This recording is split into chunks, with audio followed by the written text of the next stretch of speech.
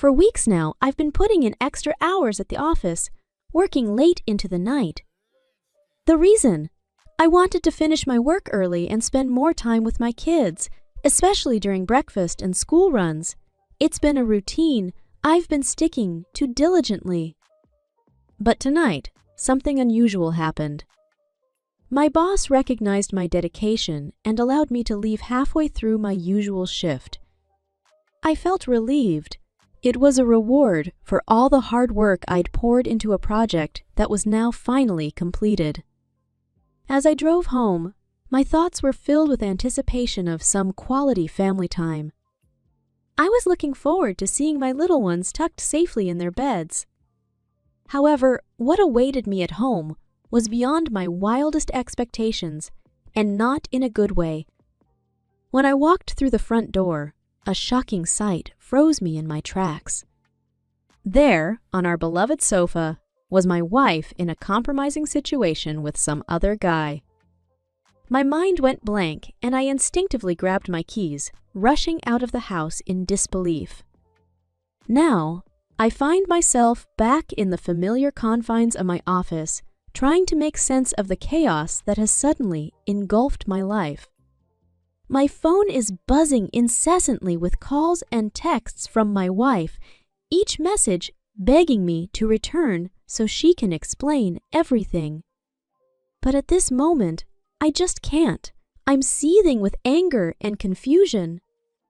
Never in my wildest dreams did I imagine my wife would betray our vows like this.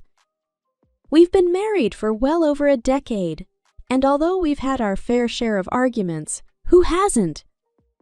I've given her everything she asked for, including our beautiful 3 kids.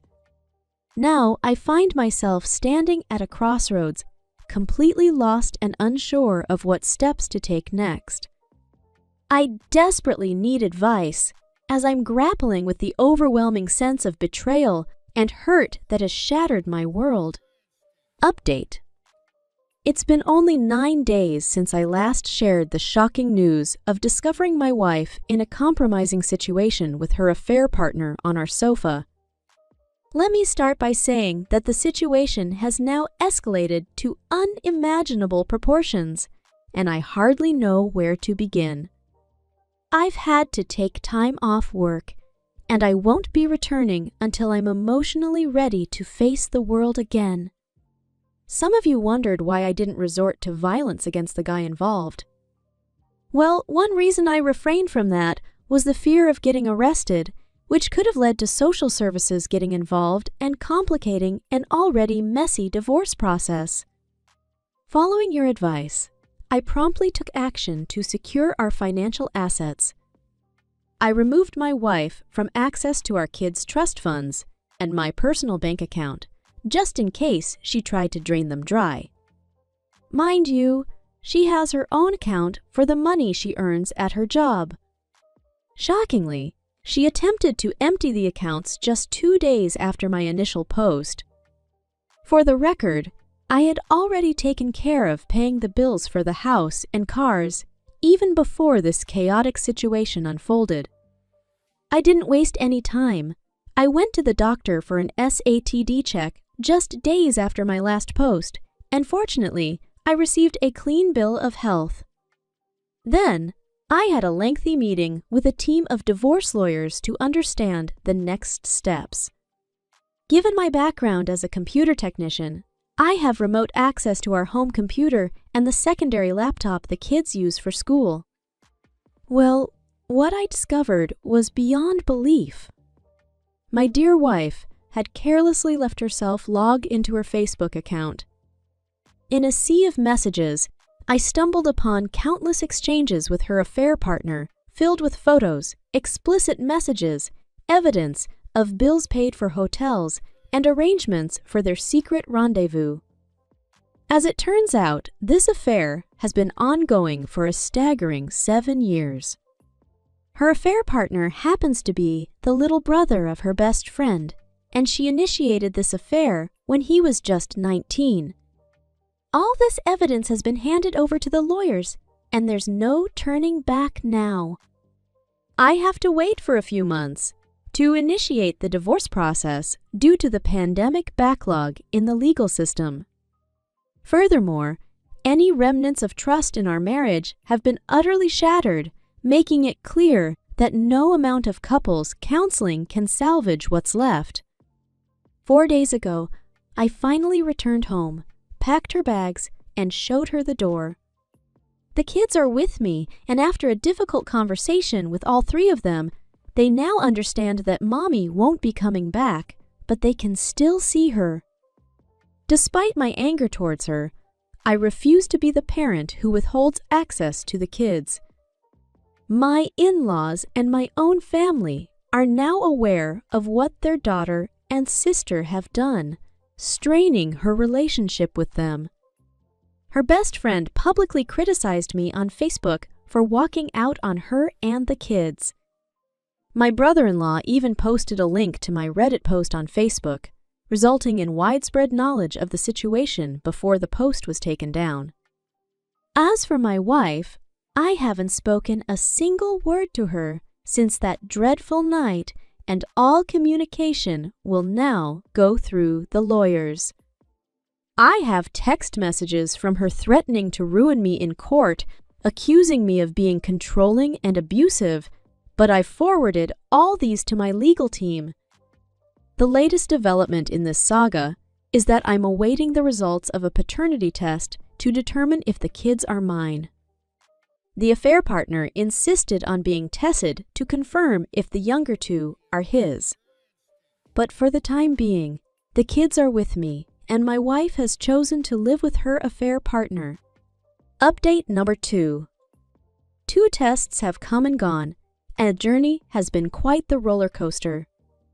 The first test was due to a contamination issue, which added an extra layer of complexity. It's been 2 weeks since I received the results, and let me tell you, my life has taken an unexpected turn. You see, I've gone from being the proud parent of 3 kids to having just one who is biologically mine, the eldest. In these past 2 weeks, a lot has happened. My ex's affair partner's parents managed to secure emergency custody of the younger 2 children. Their reasoning? Well, it all boils down to the fact that I'm not a blood relative to them. I can't even begin to explain how hard I've tried to fight for them in court, but sometimes the legal system just doesn't seem to work in your favor.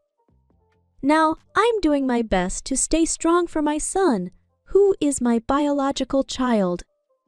But it feels like the ground has been ripped out from under us, and we're left trying to find our footing in this new reality. To make matters easier, or maybe just more manageable, I've decided to put our house on the market. I can't bear to live there anymore. Every corner, every room, and every memory is a constant reminder of the kids I've lost. Currently, my son and I are living in a small 2-bedroom apartment. It's a far cry from the house we once called home, but it's a fresh start of sorts. We're both in therapy together, trying to work through the emotional turmoil that has gripped us. My son is dealing with trust issues, particularly when it comes to his mother. Not seeing his younger siblings every day has taken a toll on him, and it's heart-wrenching to witness. So, as we navigate this challenging chapter in our lives, we're doing our best to hold on to hope and healing, even though the pain of separation lingers in our hearts. Story number 2.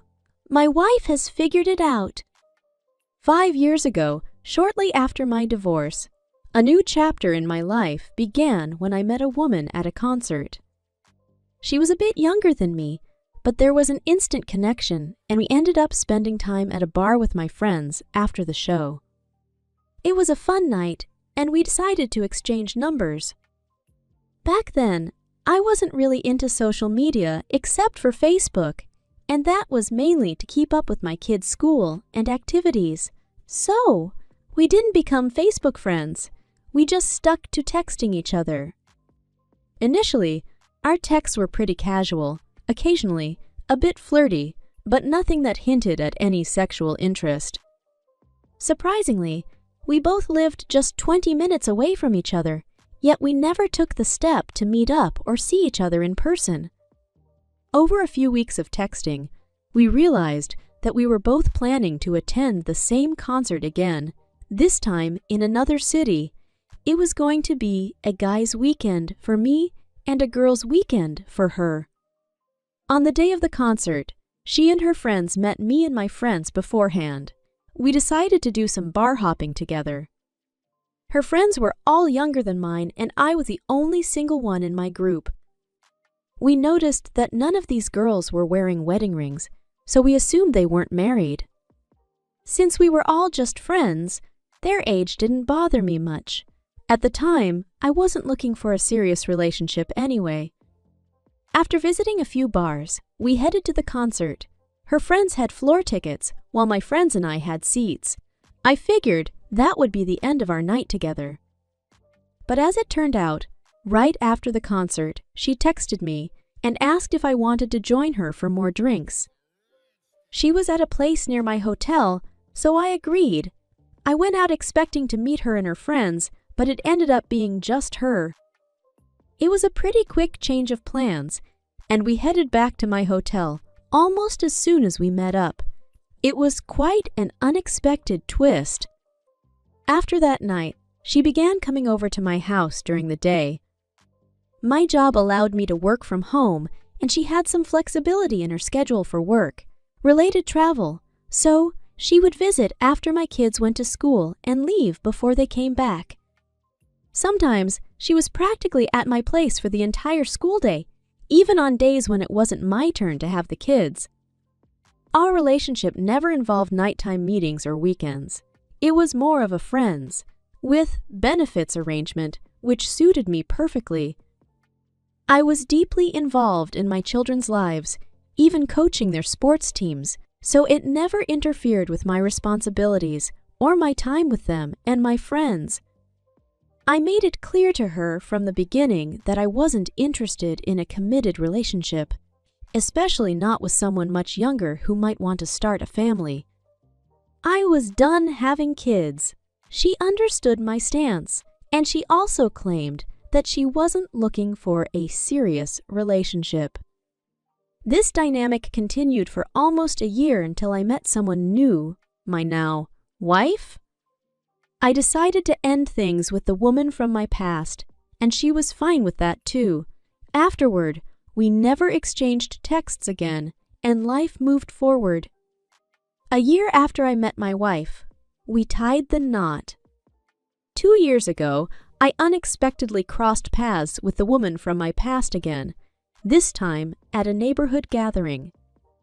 My wife and I were introduced to her and her husband by a mutual friend. They had recently moved into the house right next to my friends. When we first saw each other, there was no awkwardness. We exchanged smiles and greetings. Later that evening, I shared our history with my wife, who is very understanding and accepting of our respective pasts. No big deal. Her husband turned out to be a cool guy, and he started hanging out with my group of friends, becoming friends with us as well. This year, he even joined one of my fantasy football leagues, which led us to become Facebook friends. After connecting on social media, he sent a friend request to my wife, who took a peek at his profile and noticed a detail that piqued her curiosity. She asked me how long ago I had been in a friends with benefits relationship with his wife. It struck me that it had been 5 years since then. My wife showed me a recent post by her husband, which mentioned that they had been married for 8 years.